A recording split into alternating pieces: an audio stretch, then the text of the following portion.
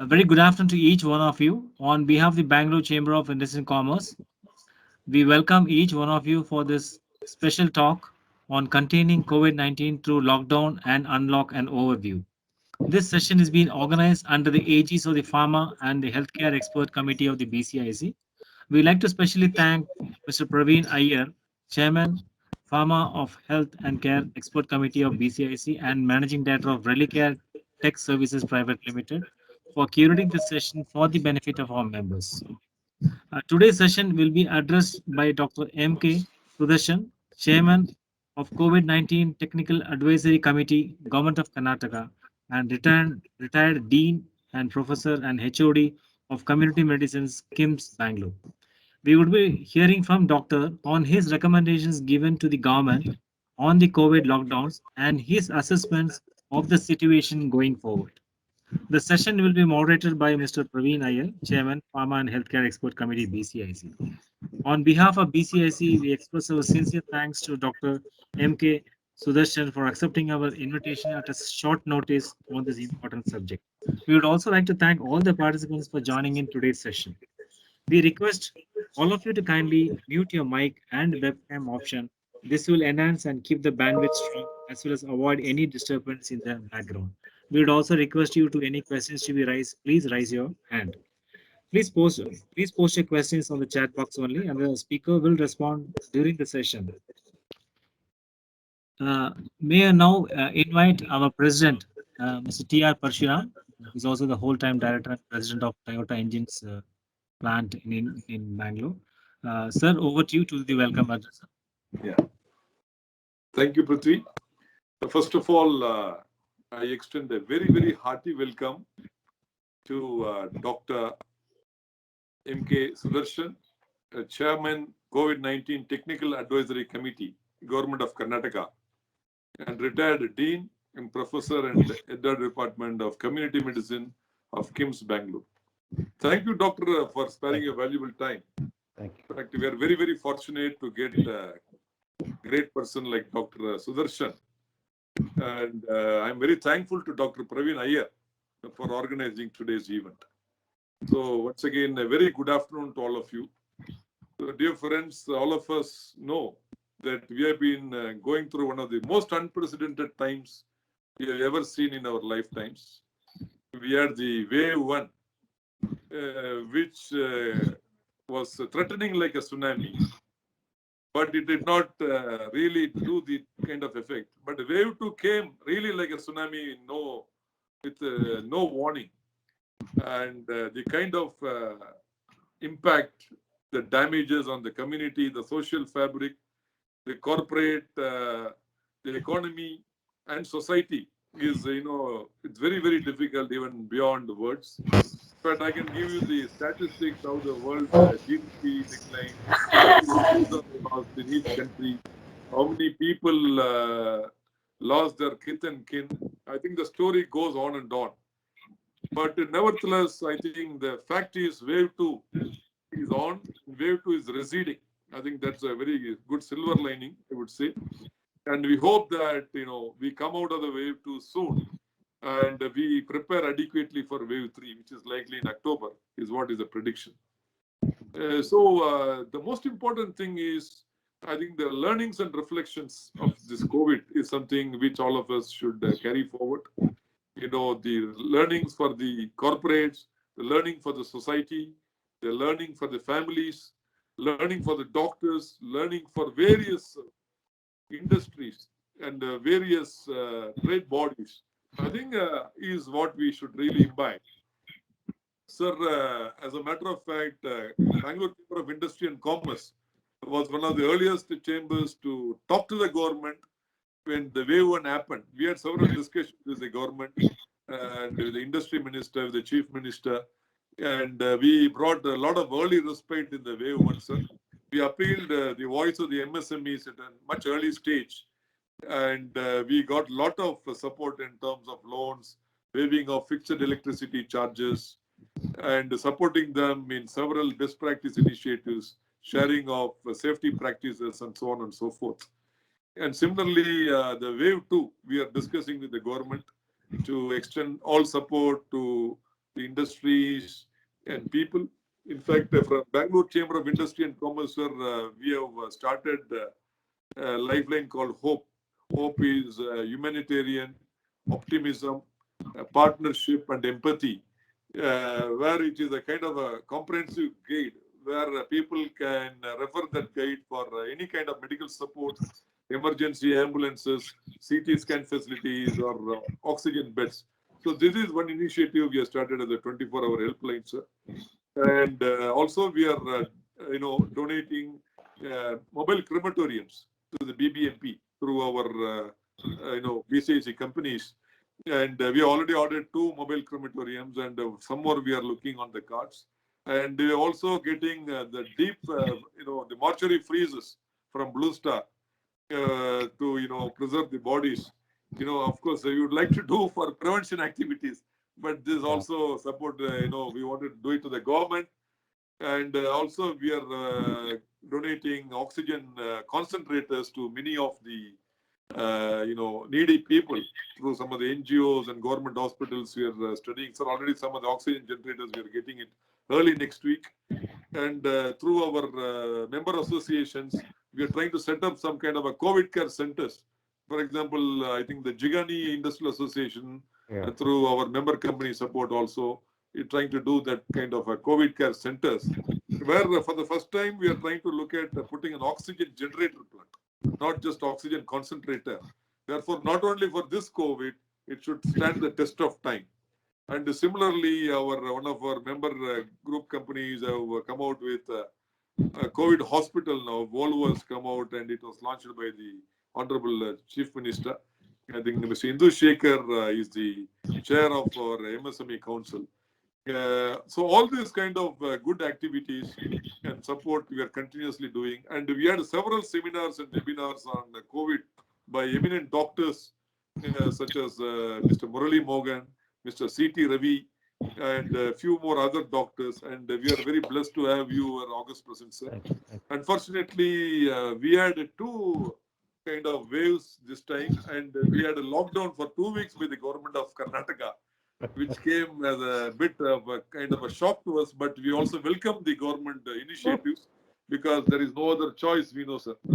But the lockdown also got extended by 2 more weeks. That came as a bit of a shock to the industry bodies, because unfortunately many industries, small scale MSMEs, they could not sustain their cash flows, and the loss of business, and many companies are struggling. So in this connection, I also met the Honorable Chief Minister a couple of days back, along with the industry captains like Mr. Kamal Bali of CI and Mr. Sachish Machani of ACMA. And we also appealed to the Chief Minister, to do the right balancing between life and livelihood. And we also ensured full support from the industries in terms of sanitization, following social distance, wearing of masks, and implementation of best practices across the length and breadth of all the industries. So we will continue to do our best to support the government in all fronts, sir. And we only hope that the COVID wave 2 will fade, and we will adequately prepare for the wave 3. In fact, we also really went through the Bombay model. Bombay had a very, very difficult situation, Maharashtra model, and we're very happy that we are also able to implement a lot of decentralization. Now, the several COVID information centers, I think, have been opened in the city of Bangalore. So this will really help the public. Sir, we would like to hear from you. What is the way forward? And what is your recommendation to the government of Karnataka? And especially how to do the balancing between life and livelihood? And some kind of inputs from you on the possibilities of wave 3. And what is our adequacy and preparation? So we are very fortunate, sir, once again to have you. And once again, I thank Dr. Praveen Iyer for organizing this wonderful, meeting with Dr. Sudarshan. And now I hand over to Dr. Sudarshan for his valuable address. Over to you, Doctor. Thank you, President sir, for this wonderful welcome address and the greatest initiative taken by the government and the industry body and the leaders of the chamber office bearers taking initiative how the industries can come back to the normalcy of functioning. It was really great, sir. Thanks for all the initiatives that you shared to us. Now, before I could invite Doctor, I will request Mr. Praveen Iyer to set the context for the today's subject. We'll hear also from Mr. Praveen Iyer. Over to you, Praveen Iyer, sir. Yeah, good afternoon, President Parashuraman sir. Good afternoon, Vice President Shekhar, Jairaj sir, and our esteemed guest, Dr. Sudarshan, and all the members who have joined in today's session. It is difficult during a lunchtime to hold such sessions, so I hope you will enjoy, this session today. On behalf of the BCIC, it's my pleasure to introduce today the session on containing COVID-19 through lockdown and unlock, and overview. As they say, the coronavirus or any virus or pathogens do not travel. It is human who travel, and along with it, the virus. Therefore, lockdowns are imposed to prevent human from traveling and therefore the virus from spreading. This is the common scientific knowledge of the transmissibility of the virus. This is seen in the world as the most effective way of managing the virus spreading out of control. I remember the Honorable Prime Minister in the first wave spoke about Jaan hai to Jahan hai. He said lives over livelihood in the first phase. And in the second wave, the Honorable Prime Minister spoke about Jaan bhi or Jahan bhi, because he understood that lives and livelihood are both intertwined. One cannot exist without the other. So he gave the clarion call of Jaan bhi or Jahan bhi. The policy makers, like our esteemed guest, Dr. Sudarshan, have to swing between these two extremely challenging positions and strike a good balance between lives and livelihood, therefore between lockdown and unlock. However, imposing the correct amount of lockdown and at the right time is a most effective tool to control the virus spread. The recent example is the 6 weeks that Delhi has remained locked. The city's average daily case have plummeted from 23,600 to 2,000. And the case positivity rate has dropped from 26.1% to 1.9%. We are seeing similar examples in Mumbai. We are seeing similar examples in our own Bengaluru and in the state of Karnataka. However, the lockdown strategies are essential, but we believe, especially from the BCIC, that a measured unlock strategy is as important and as required as the lockdown strategy. To understand this more, we are very fortunate to have among us Dr. M.K. Sudarshan to talk on COVID-19 through lockdown and unlock and overview. Dr. Sudarshan is the chairman of Karnataka State COVID-19 Technical Advisory Committee, TAC, the retired Dean and Professor of and HOD of Community Medicine, Kempegowda Institute of Medical Sciences, Bangalore, and the best person to talk on this because he is the advisor to the government on this lock and unlock strategy. I would request Dr. Sudarshan in his talk to enlighten us on the advice he provides to the government of Karnataka on the lockdown strategy and what is the way forward on the current lockdown and unlock in the situation. Once again, a very warm welcome to Dr. M.K. Sudarshan. Over to you, sir. We are eagerly waiting to hear you. Welcome once again and thank you.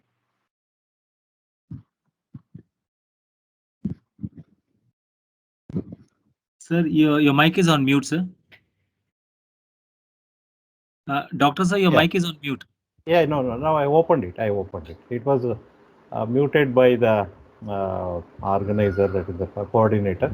So I think let me get started. At the outset, I think I must wholeheartedly and very sincerely thank the Bangalore Chamber of Industry and Commerce for giving me this opportunity to speak to its members about lock and unlock from a medical perspective. Let me be very frank. I am a medical doctor. I will be speaking through the glasses. I will be speaking through the vision of medical perspective. So I think that is only one side of the story. So, but I think that forms the denominator is something which I understand. So I take this opportunity to thank the President, Mr. Parasuraman TR, and also the Vice President, Mr. Sekhar, and the Pharma Group Chairman of the Bangalore BCIC, Mr. Praveen Iyer, for also giving me, introducing me to the group, and Mr. Jairaj, who was BBMP Commissioner about more nearly 2 decades back, when we had to work with him for rabies and dog menace issues, and also Mr. Shama Prasad, who was very persistent, and he really caught hold of me and saw to it that I come before all of you and speak. So, so I think with this, let me get started. Miss Rupa, can I have the first slide? Yeah, yeah, yeah. Is it come full screen? Yeah, okay. So what I will do is, see, though we know it, I would rather prefer to re-emphasize and explain once again why we are thinking of lock and then unlock, because we need to know where is the problem and how the problem occurs. Next slide, please. See, there is in the first wave, we only were discussing about droplet infection. That is when a person coughs and sneezes, the droplets from the mouth and from the nose, that is the nasal secretion and the saliva, they will come out as fine droplets, and then they travel a distance. Now, what is important is how to what extent they travel and how long they remain. So one is they travel to a distance of about a meter when the person coughs and sneezes directly, and then depending on the local factors, whether it is a closed room or whether it is a open area, so it may remain there in the environment very closely for some time, and depending on other factors, the finer droplets, the tiny particles, will get moved in the air. So it was very surprising that in the first wave, we mainly focused on the droplet transmission, but in the second wave, what we had to consider even the airborne transmission. Airborne means it is not free for all traveling in the air, just like smoke or any gas. These are all moving further in the air in certain closed environments, like in basements of Chowltree, and in some narrow halls of some restaurants, in some bars. So these are places where there is a large segregation of people, and there is continuous talking, shouting, and also there is singing and all. So their airborne transmission plays a greater role, because droplet transmission is when a person coughs and sneezes. Coughing and sneezing is usually in the symptomatics. Asymptomatics, just like us, they may cough and sneeze occasionally. Symptomatics, they will cough and sneeze frequently, and their direct droplet transmission will be there.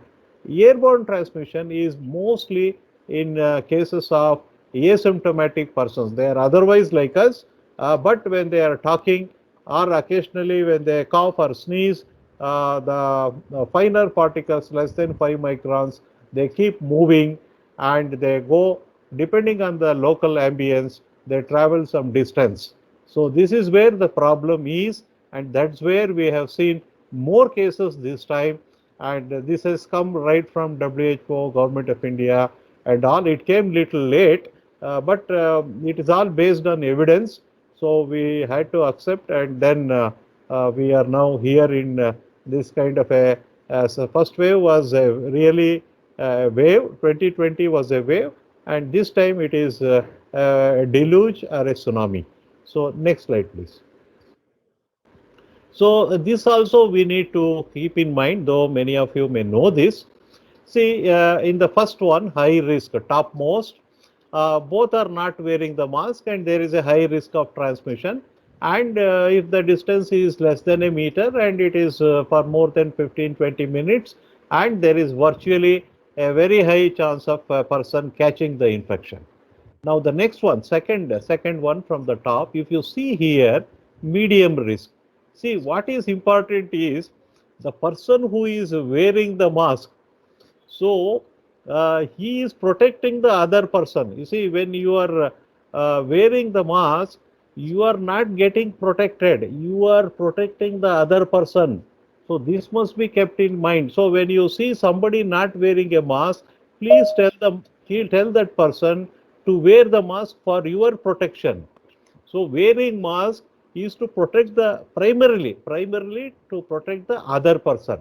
So here if you see a person is wearing the mask, chances are so on the right side the chances are low risk, below low, yeah, below, yeah. So here to the left a person is wearing, but to the right the person is not wearing. So the person who is not wearing is having a low risk because the other person is wearing a mask. And lastly, if both are wearing a mask, then the chances are very low. So here, so what is important is it is primarily it is a respiratory infection, and it is transmitted between persons through air. So this must be kept in mind, and when they are closer, so the damage is more. Yeah, yeah. Next slide. Next slide. Now this is from a Western country. It was a good slide, so I have taken it. And let me see what is to be avoided. Social distancing, we all know, a minimum of 1 meter. There's a disturbance. There's a Yeah. disturbance. May I request everybody to mute, please? We are hearing some background noise from others. Yeah. May I request everybody to mute, please? Sorry, sir. Yeah. No, it's okay. Normally, the coordinator will mute everybody. I have seen it. Okay. So what is important on the left side, if you can read, see what is to be avoided is close gatherings or huge gatherings or large gatherings, or where the assembly is of some long duration. Group gatherings, sleepovers, going and sleeping in some friend's house and spending time, play dates, some small group assemblies, concerts, singing, and all is a see while singing there cannot be a mask. So there is a source. So that is it. And theater outings. So you know there will be a very close, close to close seating, and there is once it is lights are switched off, so majority will remove the mask, and there will be virtually if there is coughing and sneezing, it is a highly conducive environment. Okay, then athletic events, of course, it may be in the open space, but the spectators and all, if they are so closer, and if it is not fully ventilated, again these are a source.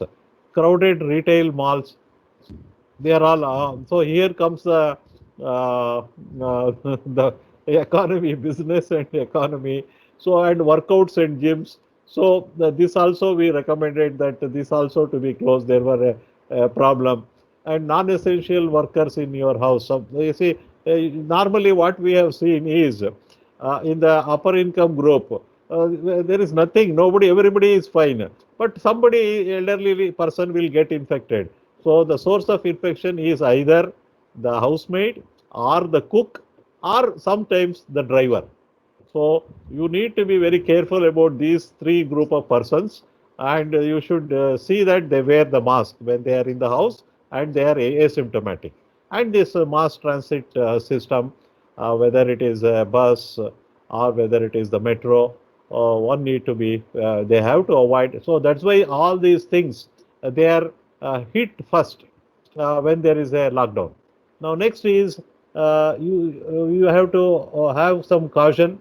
The middle part, going to a local restaurant and then visiting a grocery store, then take out and pick up medication. One need to be careful. There will be sometimes people and crowd also. Visit the library. I think one should avoid visiting the library in our Indian context. Religious services. I think this is a slide which I have borrowed from Google from the Western world. Our religious services, particularly, I am of course in a scientific way. I will put it temples and mosque. I think they we have generalized it and said that places of worship shall remain closed. That was our recommendation. But by and large, these are the two where there is more congregation of people and traveling. Traveling is one. Lastly, these are all some general things like take a walk when there is nobody around in a park, urban park, or where whatever it is. There should not be any problem. Then avoid, of course, going a hike is something, but here in India it's not so. Is gardening in his one's house. So in open space, open to sky space, when there is nobody around, there is no problem. So this is something which I would like to inform. Open to sky area when there is nobody around, there is nothing to worry. Is the message which I would like to give. Next slide. Only thing is you can wear mask, or if you are sure it is not visited by people, then one can remove the mask. Now sanitization. See, now presently Dettol, Savlon, these are all coming. Why we sanitize is it is primarily to kill in a general sense. I will say kill the virus that is present after the secretions from the cough, sneeze. It settles down on the surfaces. So it is sprayed and then it is rubbed so that the virus is neutralized. So this is the way it has to be done. But unfortunately, what is happening is the next slide. See, this is next slide. This is sheer waste of public money. I think it may be very pleasing to see and soothing to the eyes, but it is a hole in the pocket. It is public waste of public money, and also it is a giving a sense of euphoria. Euphoria is a sense of is a false sense of well-being. So it doesn't serve any purpose.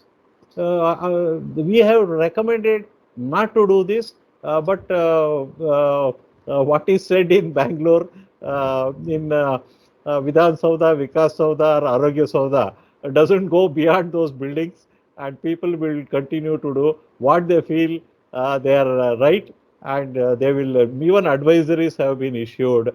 So, but still they feel very happy and satisfied only once they spray sodium hypochlorite all around. Okay, next slide, please. Now let me come to the story of lock and unlock. See, why we recommend lock and unlock is when masking fails, when social distancing fails, when these are the two things, when these fail in a country of more than 1.3 billion. So, and whether people don't wear mask, whether it is out of ignorance or whether it is out of negligence or whether it is out of some complacency. So we really have no way to discipline people. In fact, we had recommended 1,000 rupee fine. It was there on paper for a week, and it was gradually brought down to 250. So even fining and fine collection is a very tedious process, and there will be a public outcry, and people they do not cooperate, and government even we have been told that you are all doctors, you see only from a medical perspective. So, but government has to see from a holistic view.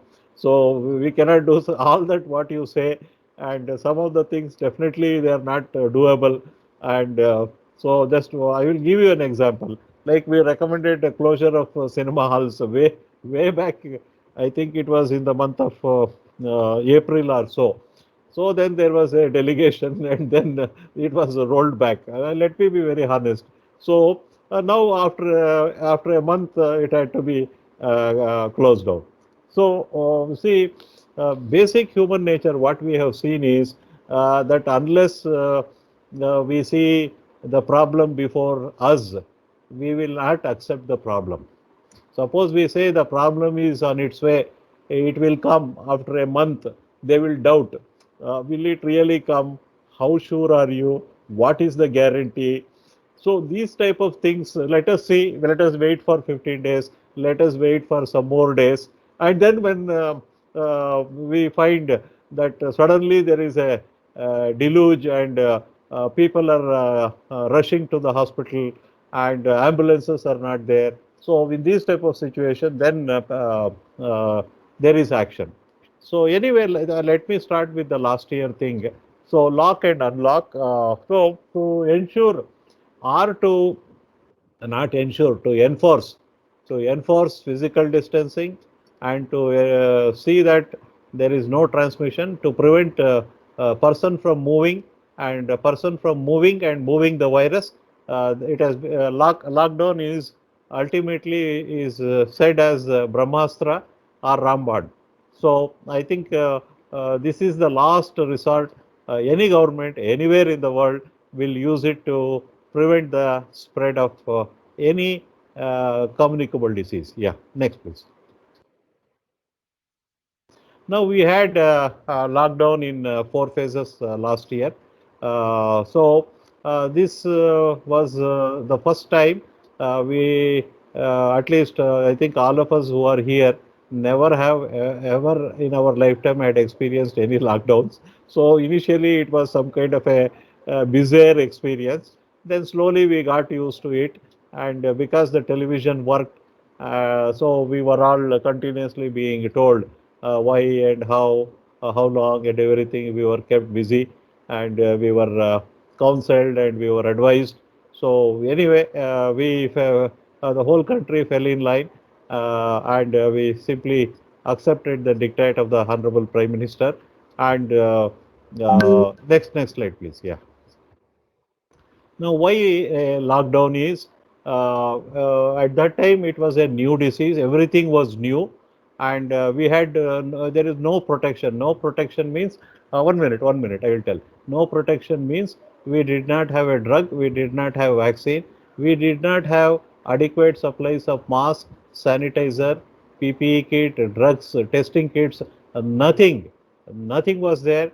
We used that period to immediately ramp up, either produce or import.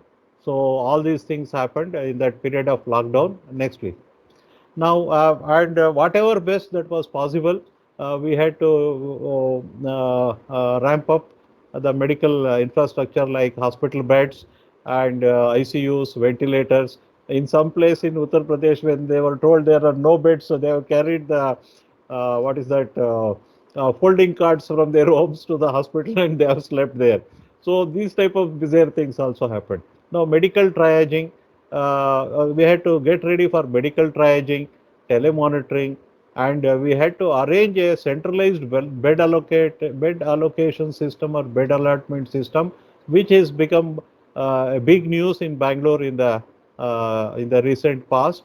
And also we had to ready the ambulances. In many places, whatever the Tata, not Tata, Tempo Traveler, they were converted as ambulances. They were used in the last this one. So lockdown was primarily from a medical point of view. We prepared ourselves to get ready for the managing the patients. So this is something which we did it. Next. Yeah, and we conducted online training programs from the Rajiv Gandhi University of Health Sciences for all the doctors and nurses and other paramedical staff. Next. So, and we saw to it that Government of India treatment protocols were reviewed, and they were issued, and advisories, whether it is for travel or treatment, or for whether it is for public health advisories, we saw to it that they are all issued so that they can be uniformly followed. and we primarily depended on guidelines from Government of India and from other states, though we kept a track of what are the WHO guidelines and from CDC. Next, please. And we also saw to it that the print and electronic media, they are used for public awareness campaigns, because we have to engage the public that why these things are being done and how it will help, how it will save their lives. So we had to do all these things, and for me, it was from 8 a.m. to sometimes 10:30, 11 a.m. because lockdown was not applicable to us. So we used to work right from morning till late evening, because even after coming home, these Zoom meetings and Zoom meetings, and we used to prepare our minutes and share it. It is going on even now in the same fashion. Yeah, next please. So what was the effect of lockdown? You see, all services, shops, they were closed except for essential services like pharmacies, hospitals, banks, grocery shops, and other essential activities. Next, please. And all commercial and private establishments were closed. Work from home was allowed to the what extent, wherever it was feasible, that is separate. And suspension of all flights, gaming, training, and research institutions, even train and all. Closure of all places of worship. Yes. Yeah. Next, suspension of all non-essential public and private transport, buses and all, and prohibition of all social, political, sports, and other congregations. Yeah. Next, please.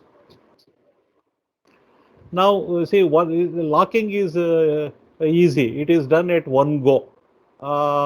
Means once you implement, you can extend, you can slightly modify and all. But what was challenging last year was how to unlock. And we all know that there were every month there used to be a new guideline, and it was in a phased manner, and every activity was opened in a graded manner. Okay, so phased in 1, 2, 3, 4, 5, 6, and opening was in a gradual or graded manner. Opening was done so that we could restrict congregation of people, and also see that the infection, whatever residual infection is there, it doesn't spread. So this is all, as I am saying, from a medical perspective, I am just telling. So all our technical advisory committee members, we are 14 members, and all doctors, all medical doctors. Next, please. So, impact of lockdown, I will not go into details, because I know I am speaking to BCIC. You know it much better than me. Its economic impact, and what it did on the migrant workers. If you see the picture there, once the unlock was done, so they started moving to their native place, and all it was all chaos for a month or so. Trains were crowded, and they were walking, and so many things happened. So we all know that, and food supply chain was affected, and relief measures could not be delivered in an appropriate way. And of course, it had some impact on environment. By and large, what we have seen is in the lockdown period, air was cleaner, and other effluents were much cleaner or something like that. So these are some of the things, but otherwise, overall effectiveness of the lockdown depends on two things: one, enforcement, and public cooperation. So next, please. So now you see what has happened is in 20, see, lockdown, it ended last year in November. Unlock ended in November, and December, January, and February were reasonably peaceful and a quiet period.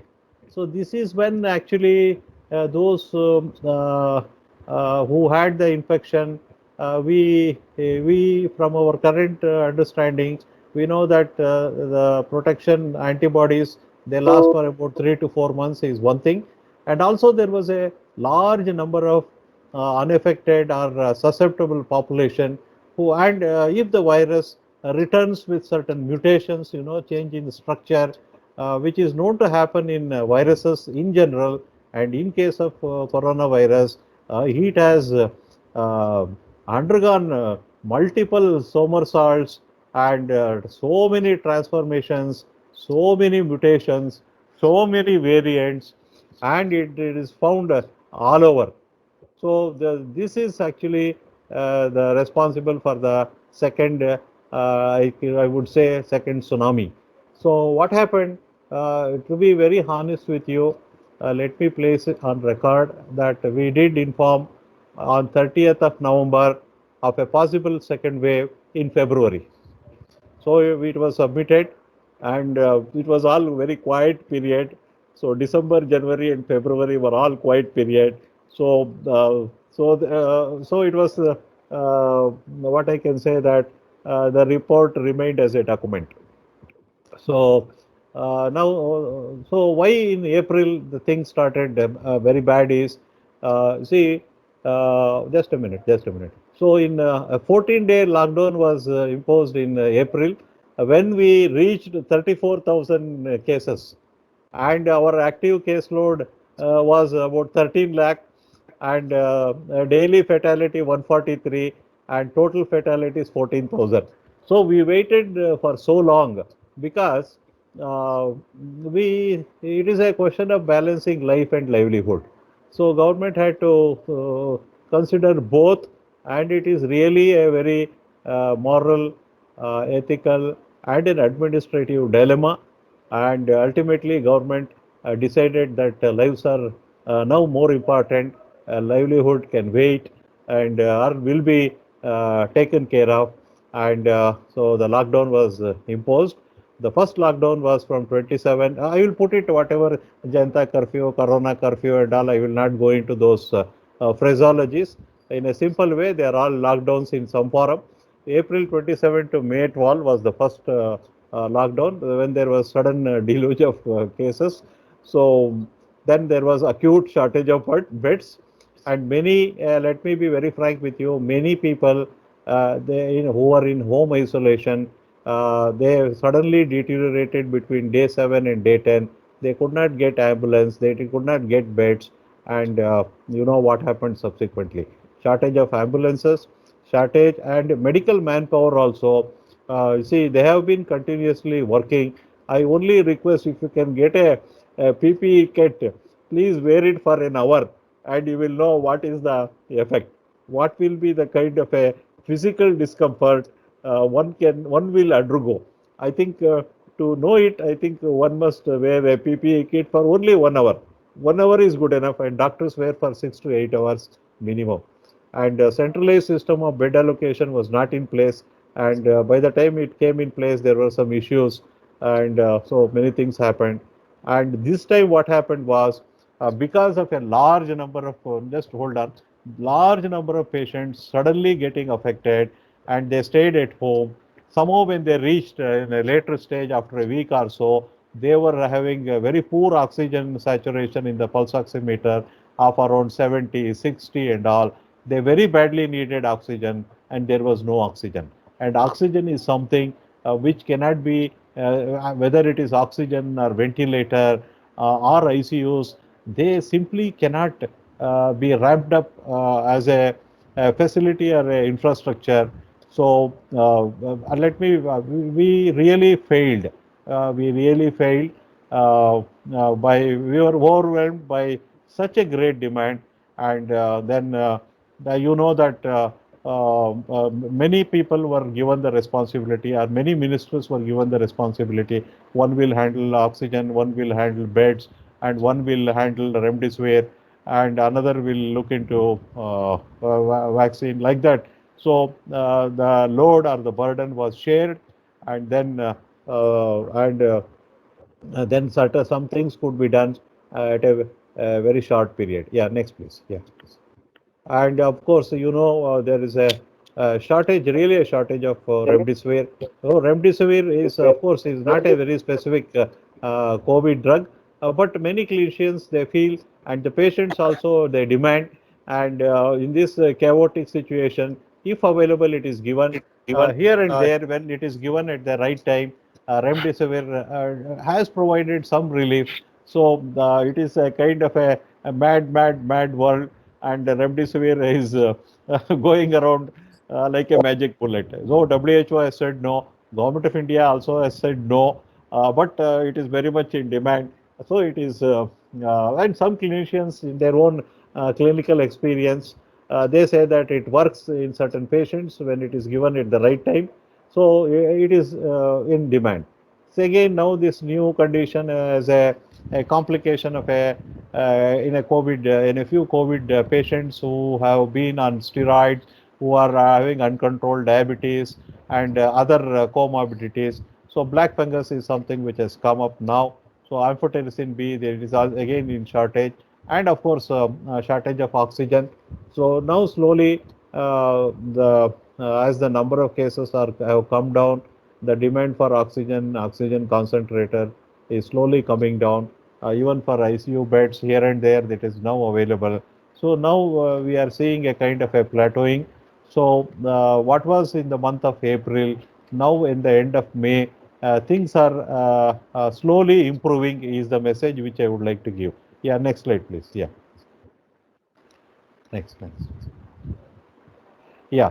So we all know this is what is planned and is what is working. So essentials up to 6 to 10, so that some daily life is unaffected. And after 10 a.m. now they are being closed. In the first 15 days there was this one no discipline. Now all these things because they are considered very essential, these are all going on for economy and also as an essential service. Next, please. Yeah. And public transport has been closed. They have to go there with their own transport. This educational sector is hit, very badly hit. Very badly hit. For want of time, I am not going to take in details. So travel is banned. Next, please. Yeah.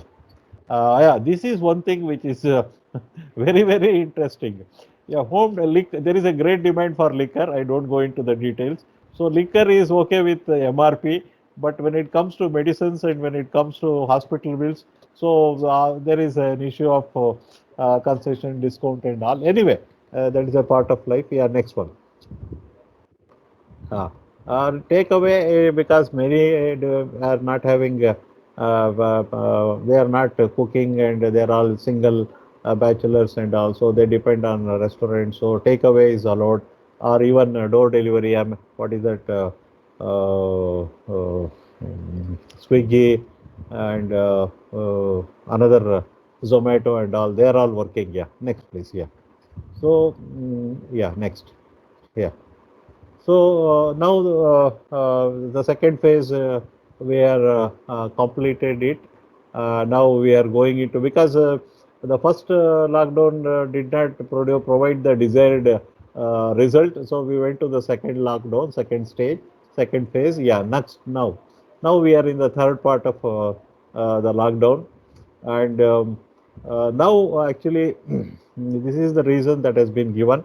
So, but what is important is some relief is there, some sign of plateauing is there, and though cases are coming down, the deaths are there. So that is very unfortunate because many did not get beds, so they stayed at home. The situation worsened, and they come after 7 to 10 days, and so the death rate is very high. Next slide. Yeah. So here I think this is very small. It cannot be read. I think I will just read it for all of you. So you see, if you see today, the total number of new cases continues to be high from Kerala. Kerala is half the size of Karnataka. So see, but that is something which we need to keep in mind. They surged early, but they are not able to control it. 28,000. Karnataka 26,000. Okay.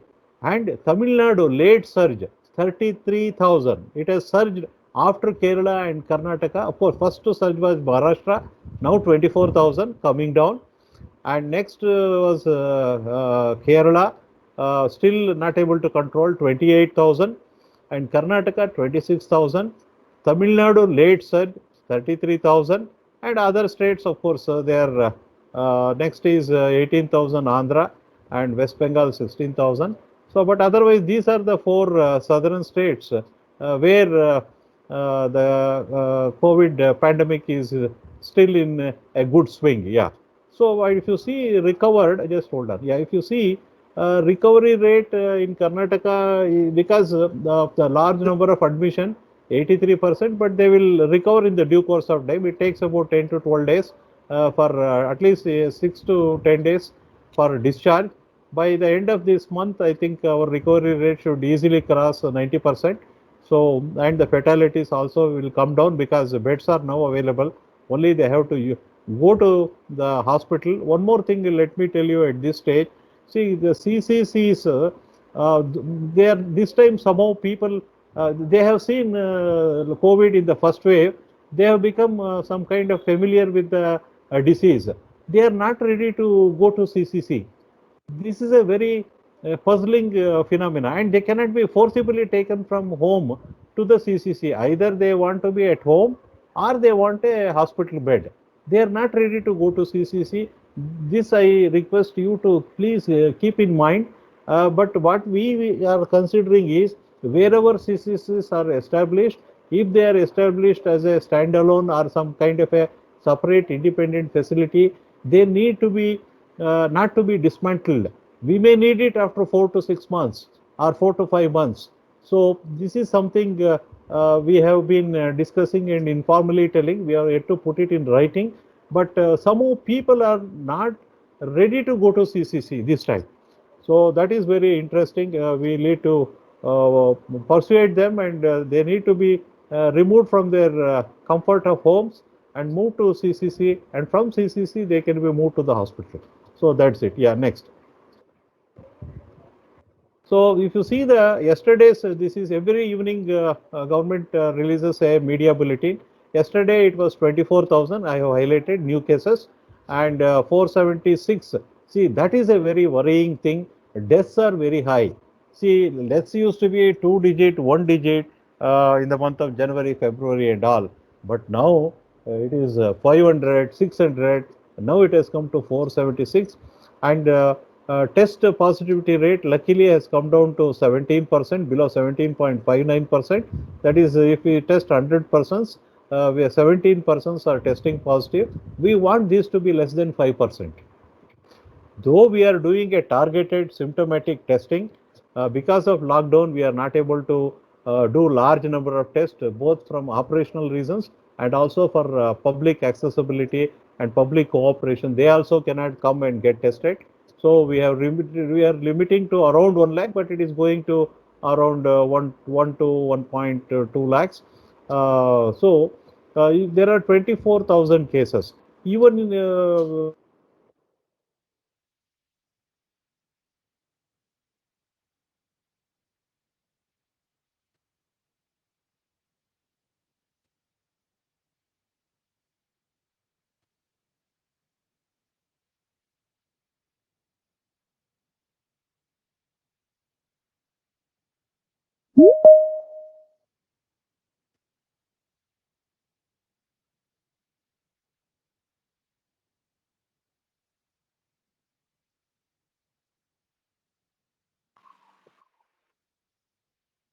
We got disconnected.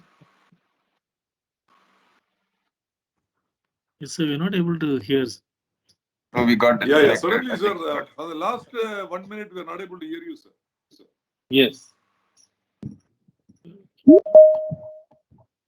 Prithvi, can you connect with doctor and check Yeah, with yeah, him? I'll check.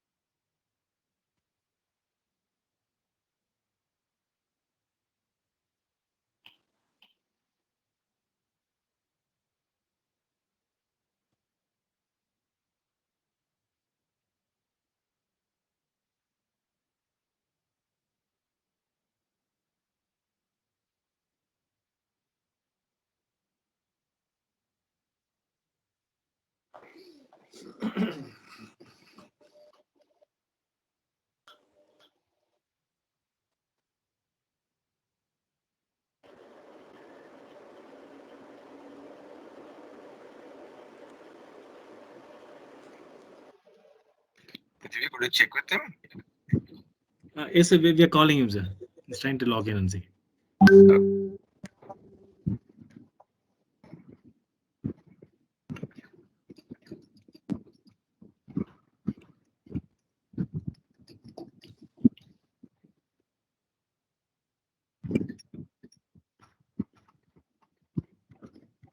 What could be the problem, Prithvi? He would have got disconnected. He's got So- disconnected, Parshram, sir. Net would have been a Okay. problem. Hello? Yeah.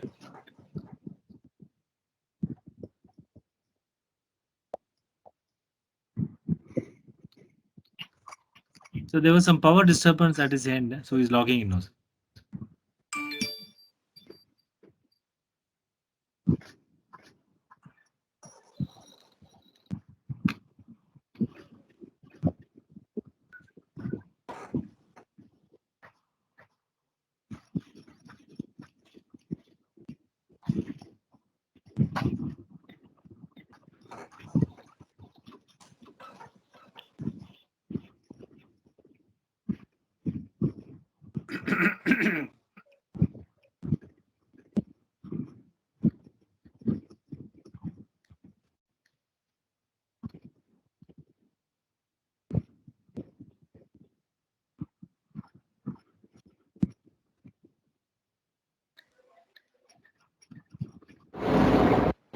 Yeah. Yeah, I'm extremely sorry. Yeah, I'm extremely sorry. There was a somehow there was a power cut. Am I audible? Yes, Yes, sir. doctor. No problem. Yeah, You are yeah. perfect, Sorry. sir. Yeah. Thank you. Maybe last 1 minute we lost you, sir. Yeah. But still, yeah. Rarely it happens. But anyway, Rupa started. Yeah. So we see here. This is yesterday's scenario. Next slide, please. Yeah, next slide. Next slide. So, if you, I will read it for the benefit of everybody. 5,900 is the new cases in Bangalore, and Belgaum is 1,100, and Hassan is 1,500, and Mysore is 2,200, and Tumkur is 1,200. All those which are in 4 digits I have read. And what is important is these are the daily new cases, and the test positivity rate, I have already told, it is 17%, and case fatality rate is also very high. We want case fatality rate always less than 1%. That is only, we do not, in a scientific sense, I am telling you, in the current pandemic, in our context test, we do not want anybody to die, or the maximum that is that may happen in a pandemic like this is only 1 out of 100 is what is scientifically considered as a good control, but here it is more than 1.7. So these are some of the disturbing things. Today is 28th.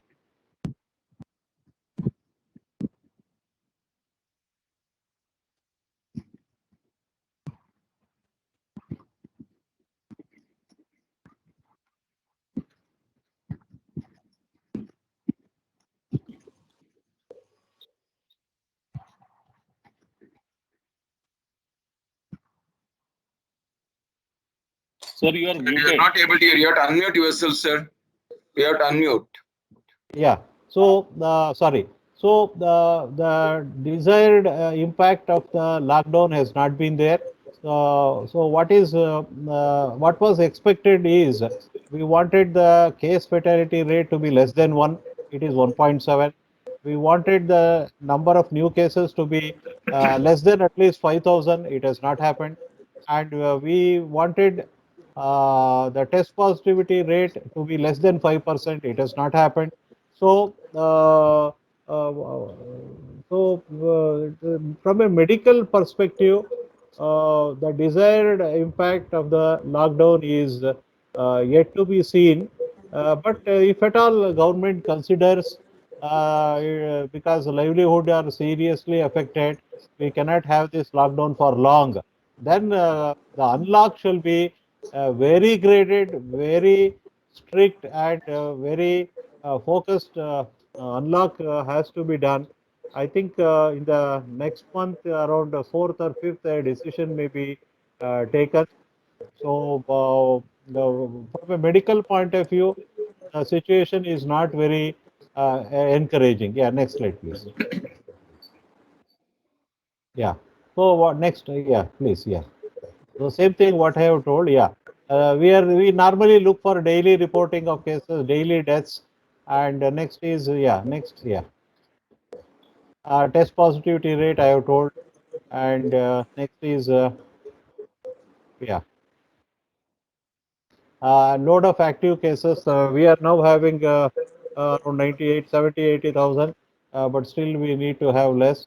And percentage of vacant beds, hardly now a few percent, small percentage is vacant. We want more vacant beds, so that in case of unlock, if there is any surge, they need to be again be accommodated in the hospital, because if we unlock and there is a surge, if they again deteriorate in the homes or in the roads, I think again it will be a very serious bad scenario. So we do not want that to happen. Yeah, next please. Yeah, and of course government will also see the mood of the people of various sectors and also various sections of the population also. Of course, there is some amount of fear, but those who live on daily wages and those who live on weekly wages, I think when there are no wages, they are all very desperate, and they are very in a pathetic condition. So that is to be kept in mind. And we also look for guidelines from central government. Every month at the weekend, month end, there will be some guidelines from central government. We need that will be kept in mind. And next is about local experts' opinion. So now what has happened, to be very honest with you, government is now well conversant with both lock and unlock. So and medical viewpoint of a lock or a unlock, medical viewpoint will be taken for unlock, but medical viewpoint may not be taken seriously for a unlock. Is our experience. I have been working for COVID in the state since 17th of March 2020. So, I have been working very closely, and I know the presently how the mood of the government, and also how things work. And I think the medical viewpoint may be considered, but not be very deciding for unlock. Yeah, next please. So we will always say unlock in a graded and a phased manner based on our last year experience of Government of India. Some fine tuning can be done. Only the duration and the number of days and the number of unlock activity and all can be fine tuned. So, but uh, unlock is more from the point of livelihood, and next will be the lives. Yeah, next please. So thank you very much. I'm sorry for a break of a minute or two. So I have tried to explain the COVID pandemic, the lock and unlock from a purely medical perspective, because we deal with patients both in the homes and in the CCC and in the hospital. So we have seen the medical angle of the pandemic. So of course we are also affected socio-economically, but still not as the poor people. The worst hit of the pandemic are the poor who earn daily wages and earn weekly wages. So with this, I stop here, and it is back to the Chamber of Commerce for I think there will be Sir, some questions. first Yeah, of all, yeah. thank you, sir. Thank you very much for a very lively and very value-added talk you have given. Yes, sir, definitely your points are very worthy, and definitely all the members would have got the right message. Sir, I have got only two questions. If Yes, you sir. can just clarify, sir. A Yeah, lot of popular questions that is coming to us. yeah. One is if I walk in the open space, Yeah. See, the doubt is already other person would have walked in the same place. You talked about the droplet phenomena. Yeah. So how effective it is, sir? Actually, supposing some people don't even use the mask because they are alone. Yeah. Yeah. The apartments we see, in the Yeah. public places we see. Yeah. So they confidently work without, though they are walking alone. Is it advisable to walk without a mask actually? No, let me tell you, in the current scenario, I think even if it is an open space, that is open to sky space, if it is frequented by people, one need to wear mask. If it is not frequented by people, then it may be safer to remove the mask and move in that open to sky area. So if it is used by people, then even if it is a open to sky area, it would be safer to wear the mask and move. Yeah. Right, sir. So second question, sir, this vaccination. Yeah. Now people have taken the jab 1 and jab 2. Yeah. How, many people are asking it is not a guarantee. Jab 1 or jab 2 is not a guarantee. Yeah. So, you have any statistics after jab 1, how many people are getting infected? Jab 2, how many are getting infected? And severity of infection after jab 1 and jab 2? See, after first dose and after second dose, there is a statistic. I think it is less than 0.04% at the national level as of last week of April. So it is there from a Government of India's source only. Less than around 0.05% of those who have had one injection or two injections are getting infected. Okay. And of course, death I cannot say, though I know some occasional cases where they have died. You see, basically what we must remember is these are vaccines which have come on a fast track. That is, they have been, primarily they are safe. The safety is largely assured. Now the issue is of their efficacy or efficiency, whatever we general lay context, they are to the extent of 70-80%. Means still a person may be vulnerable in the 20 to 30% group. So that's why one need to be careful, particularly those who are having comorbidities, who are in the advanced age. Despite two doses, they need to follow the same COVID protocol, because the person may have received the vaccine, everything is working, it is working in only to a maximum of 80%. Let me put it as maximum of 80% is the last week data, but that person may be in the 20% group. So this is very important that don't take the vaccines as an absolute guarantee of protection. Particularly, I find here also people in the upper age group, 45 plus, I am seeing here in the group. So please be careful, more so if you have comorbidities, and don't take things for granted. Follow the COVID protocol. Of course, in US, they have removed the mask and they are going around. We will have to wait and see. But in India, we cannot have that kind of a luxury. Mask is on our face. Let me tell you, till the end of 2022. Sir, Shekhar here. Also, can I ask a question? Yeah, please, first, please. Sir, a couple of points, sir. Number one, from a vaccination perspective. Yeah. It's important that if you need to get this COVID and do the unlocking, we need to have a vaccination drive by which by July or August, 70 to 80% of the population gets vaccinated. And how far we are there on that side, number one. And two, you have introduced a gap in the recent 2 months, in the 1 month back in the SOP, the government has introduced a gap that 45 and above, between one jab to the other jab, you give 8 weeks. Earlier it was 4 weeks, 6 weeks, now 8 weeks. So due to the gap of the 8 weeks, do you think the efficacy or the impact of the person will be higher? And three, when are you planning to open for 18 plus? Today we are still talking about 44 plus. What is the government action plan on opening for 18 plus for vaccination? Yeah. Let me take the last question first. 18 plus, officially it has already been opened on 1st of May. Okay. some have received a very small percentage, but there is an acute shortage of vaccine. So that's why it has been prioritized now that 45 plus will get a priority, and those who have received, those who are due for second dose will receive a priority. Among that, those who are due for Covaxin will get a priority, because the interval between two doses in Covaxin is upper limit is 6 weeks, 4 to 6 weeks. In case of Covishield, because of some evidence which was already there and which was again reconfirmed, now it is extended to 3 to 4 months.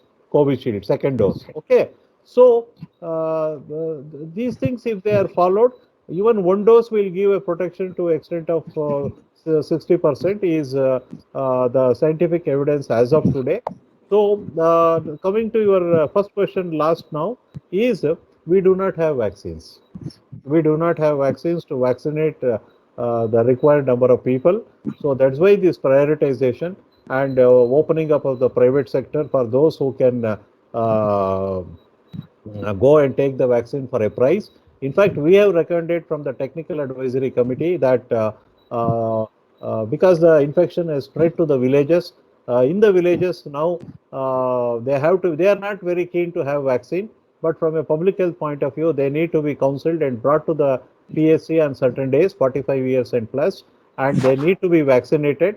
So that is a priority, and also certain groups of people who are vulnerable, they need to be brought and vaccinated.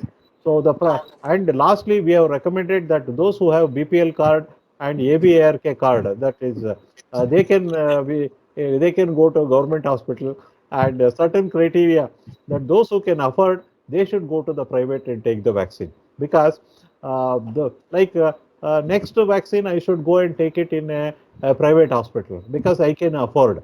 But there are poor people who can't afford. The poor should go to the government hospital and take the vaccine is our recommendation. Over. But when do you believe that vaccination shortage will overcome? Because we are planning to import quite a lot of Sputnik. We are getting input from Yeah, Russia now, yeah. and we are also importing Covaxin. And so, uh, what is the likelihood period by which we may overcome this shortage? Say? And I Yeah, also read in a paper that a couple of pharma companies are ramping up the production capacity, like yeah, Bharat yeah, Biotech and others. They are yeah, ramping up the production capacities in July. yeah, So, do you believe that that shortage of vaccines will get over by August, September, sir? It will take time. yeah, yeah. Let me tell you. First, is this vaccine is a biological product, and it is not like a chemical where the drums of the powder are brought and converted into tablet and then stripped and delivered. So it is a process. It is a biological process. It takes time, about 2 to 3 months, for many of the vaccines to come out of the manufacturing plant.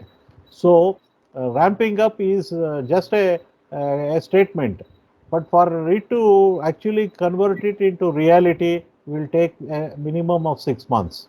Okay, minimum of 6 months. So to be very honest with everybody here, so it will take 6 months to meet the expected demand, and we may. And also, let me tell you, today there is a frantic demand and lathi charge outside the vaccination center because there is a deluge of cases. People are going out of fear. When vaccine was available in February and March, why there was no rush for vaccine? This vaccine demand is out of fear and it is a reaction. Once the cases come down and the situation becomes silent, the demand for vaccine also will come down. Just note it. So this is a basic human phenomena, and situation will not remain the same. We have seen the vaccine demand situation in January, in February, March. Though it was for frontline worker and for healthcare workers, we have seen what was the scenario. The demand for vaccine jumped proportionately with the rise in the number of cases. So out of fear, they are now rushing for vaccination. There will not be much rush once this wave subsides. Thank you, sir. I hand off for them. Yeah. There is one Mr. Ramesh. He has raised the hand. Yeah, please.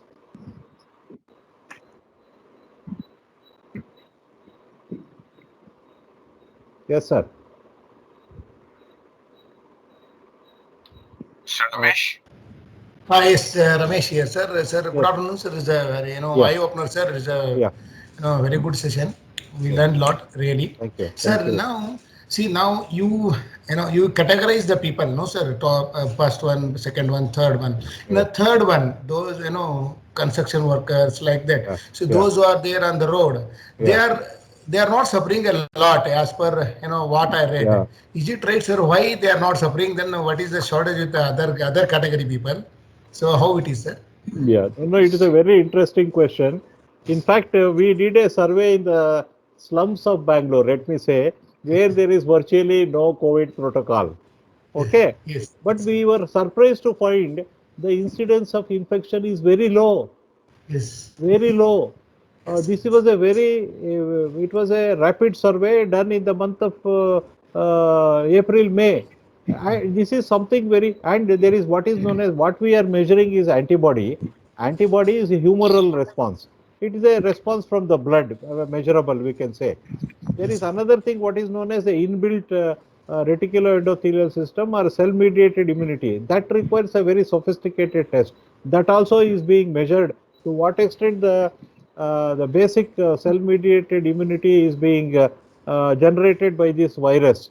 So that once we know, mere presence of a anti-COVID antibody is no guarantee that a person is protected. Even if it goes away, there is a system in the body, what is known as cell-mediated immunity. If there is a fresh infection, that will trigger a CMI, cell-mediated immunity response, and there will be a quick generation of antibody, and there will be neutralization of the virus. So we really are not fully understood the COVID virus behavior. So let me convey this message that it is more than a year. We are yet to fully understand the virus, and even vaccines also, because there is so many strains are in circulation. More than 4,000 strains are known now, variants. So to what extent these vaccines are effective against all these variants is being questioned. So by and large, whatever is circulating in India, they have been found to be reasonably neutralized by the current vaccines. Okay, so yeah, that is a good news. Yeah. Thank you. That's very good to hear. Yeah. Thank you, Dr. Sudarshan. Thank I you, think thank we have you. extended this session by 20 minutes. I don't want to hold on the doctor for long because he is extremely busy.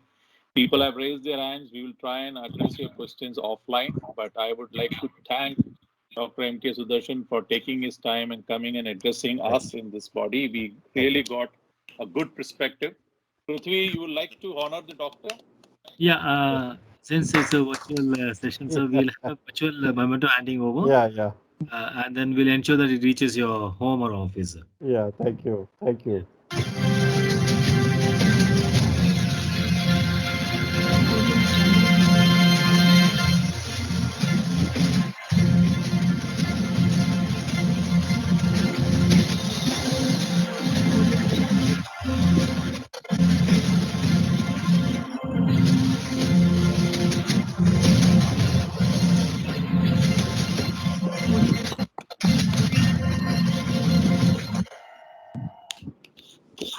Thank you all. Thank you for attending this session. Stay safe, stay well. Thank you, doctor, Thank once you. again. Thank you. Thank you, Ayya. Thanks a lot. Thank you. Thanks a lot.